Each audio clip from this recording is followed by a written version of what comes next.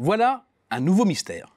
Comment la France peut-elle compter autant de riches, voire de très riches, avec un système fiscal réputé confiscatoire? L'étude annuelle du Crédit Suisse sur la richesse globale est sans ambiguïté. Avec plus de 2 millions de Français millionnaires en dollars, la France est peut-être loin du trio de tête composé des États-Unis, du Japon et de la Chine, mais elle est bien installée dans le top 10 au coude à coude avec l'Allemagne. En rapportant le contingent de millionnaires à la population pour gommer les effets de taille, la Suisse arrive en tête, devant les États-Unis et les Pays-Bas. En Europe, l'Italie, l'Allemagne et l'Espagne sont éjectés de ce nouveau classement. Quant à la France, avec 3,2% de millionnaires, elle glisse simplement du 6e au 9e rang. Et encore, la méthodologie n'est pas favorable aux Français. Car si le patrimoine pris en compte reprend bien les actifs immobiliers et financiers, nets des dettes, il n'intègre pas les créances de retraite latentes, alors que les actifs des fonds de pension sont inclus. C'est surprenant, mais voici 5 éléments pour comprendre comment un pays qui a soi-disant un problème avec les riches arrive à en produire autant et à un tel niveau de richesse. Le premier renvoie aux inégalités des revenus primaires. La France est une formidable machine à redistribuer. Mais il ne faut pas perdre de vue que c'est sur fond de très grandes inégalités à la base. Si l'on se réfère à l'outil standard de mesure des inégalités que constitue l'indice de Gini, les inégalités primaires de revenus avant impôts et transferts sont plus élevées en France que dans les pays nordiques comme la Suède ou le Danemark, mais aussi que dans les pays anglo-saxons, Allemagne, Royaume-Uni et États-Unis.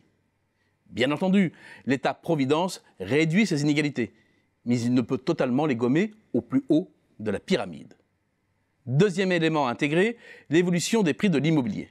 Partout dans le monde, le taux de propriétaires augmente avec le niveau de richesse. Et l'immobilier constitue une part importante du patrimoine. Sa valorisation est donc un facteur déterminant pour entrer dans le club des millionnaires. En France, plus qu'ailleurs, les hauts revenus se concentrent sur une petite partie du territoire, dans les meilleurs quartiers des grandes métropoles et les régions stars, Haute-Savoie, Côte d'Azur, Luberon. La moyenne nationale des prix de l'immobilier n'a donc pas de sens, et c'est Paris qui donne le là.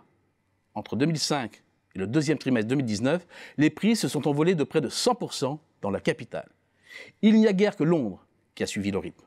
En Belgique, en Allemagne, où le marché national est moins éclaté, la progression a été de 50% environ. Un cran en dessous des Pays-Bas et plus bas encore l'Espagne, quasiment à zéro.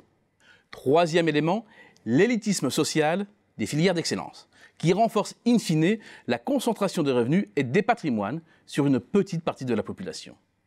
Il y a près de 50 fois plus d'enfants de cadres supérieurs que d'enfants d'ouvriers à Polytechnique. 20 fois plus dans les écoles normales supérieures, près de 16 à l'ENA, et jusqu'à 8 environ dans les classes prépa, alors qu'ils sont finalement moins nombreux que les fils et filles d'ouvriers. Or, non seulement ces formations sont gratuites, ou presque, mais les élèves sont en plus rémunérés. C'est le jackpot.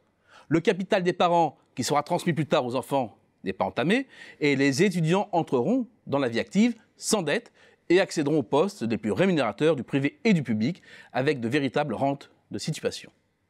Et plus généralement, l'éducation gratuite, la santé gratuite, sont deux éléments qui protègent les fortunes contre les grands coups ou accidents de la vie, contrairement à d'autres pays, et qui préservent par la suite les revenus de la propriété des riches et de leurs descendants. Avant-dernier élément, une fiscalité peu progressive. Sur un total de 1 000 milliards d'euros de prélèvements obligatoires chaque année, y compris cotisations sociales donc, près de 75% sont payés par tous au même taux, qu'ils soient riches ou pauvres, si l'on néglige toutefois les éléments de progressivité des prélèvements sociaux au voisinage du SMIC ou de la CSG. À peine 90 milliards sont finalement issus des prélèvements réellement progressifs. L'impôt sur le revenu, les droits de succession et l'IFI. Cinquième et dernier élément, à la faible progressivité, il faut ajouter l'évitement fiscal. Le taux d'imposition s'avère in fine décroissant pour le haut de la distribution des revenus. Cette baisse du taux global d'imposition chez les plus riches est due non seulement au poids décroissant des cotisations sociales et de l'impôt sur le revenu, mais aussi à l'utilisation de nombreuses niches et techniques d'optimisation fiscale. Bref, la France n'est peut-être pas la terre promise pour les riches, mais ce n'est pas non plus l'enfer.